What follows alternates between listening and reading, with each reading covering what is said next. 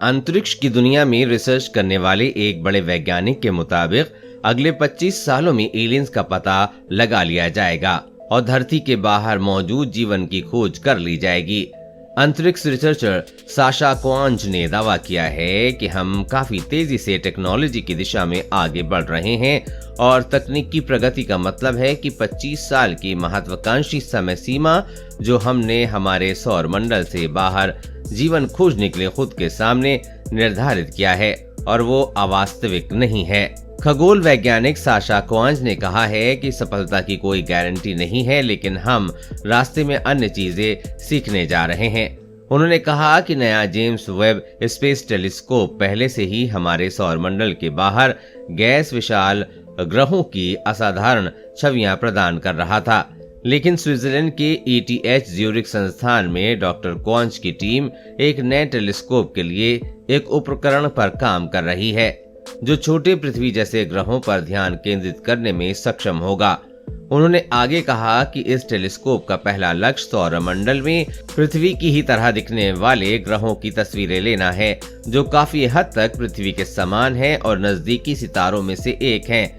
और अगर ये काम हो जाता है तो यकीनन ये एक बड़ी उपलब्धि होगी, लेकिन हमारी दीर्घकालिक नजर न सिर्फ दर्जनों ऐसे सितारों की खोज करना है बल्कि उन सितारों को लेकर रिसर्च भी करना है। इसके साथ ही उन्होंने जेम्स वेब टेलीस्कोप की भी तारीफ की है जिसने पिछले दिनों एक्सोप्लैनेट की पहली प्रत्यक्ष तस्वीर नासा को भेजी है। जेम्स वेब टेलीस्कोप ने जिस ग्रह की तस्वीर भेजी है उसका नाम HIV 65426 रखा गया है और वैज्ञानिकों को पता चला है कि ये ग्रह विशाल गैस से भरा हुआ है। हालांकि ये गैस क्या है, इसकी प्रकृति क्या है, इसका पता नहीं चल पाया है। वहीं वैज्ञानिकों का कहना है कि टेलीस्कोप भविष्य में और भी तस्वीरें लाने में मदद करेगा। हालांकि साशा क्वांज ने कहा है कि जेम्स वेब टेलीस्कोप छोटे ग्रहों की गहराई से तस्वीर नहीं ले सकता है क्योंकि ऐसा करने के लिए उसके पास पर्याप्त क्षमता नहीं है और ये टेलीस्कोप पर्याप्त शक्तिशाली नहीं है।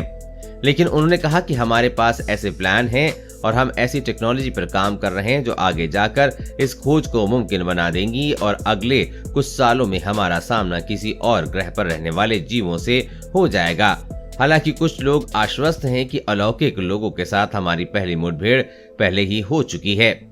शोध करने वाले वैज्ञानिकों की टीम ने कहा है कि सिर्फ इंसान ही नहीं बल्कि इसी तरह के कम्युनिकेशन चैनल का इस्तेमाल एलियंस भी इंसानों से संपर्क स्थापित करने के लिए कर रहे हैं और टीम ने दावा किया है कि इस तरीके से अलौकिक प्रणालियों से संपर्क साधना संभव है। क्वांटम कम्युनिकेशन डेटा की सुरक्षा के लिए क्वांटम भौतिकी के नियमों का लाभ उठाता है। क्वांटम लॉ प्रकाश के कणों को एक साथ कई जगहों पर भेजने की इजाजत देता है और ये डेटा काफी ज्यादा सीक्रेट होता है और अगर किसी भी टेक्नोलॉजी के जरिए उस संदेश को खोलने की कोशिश की जाएगी तो वो संदेश ढह जाएगा और किसी के लिए भी इसे हैक करना संभव नहीं होगा। फिलहाल इस टेक्नोलॉजी का परीक्षण अमेरिका और चीन के साथ भारतीय स्पेस एजेंसी इसरो ने भी कर लिया है और चीन और अमेरिका की कोशिश क्वांटम टेक्नोलॉजी से लैस सैटेलाइट लॉन्च करने की है और भारत भी इसी दिशा में काम कर रहा है। देश और दुनिया की हर अपडेट पाने के लिए चैनल को सब्सक्राइब करें।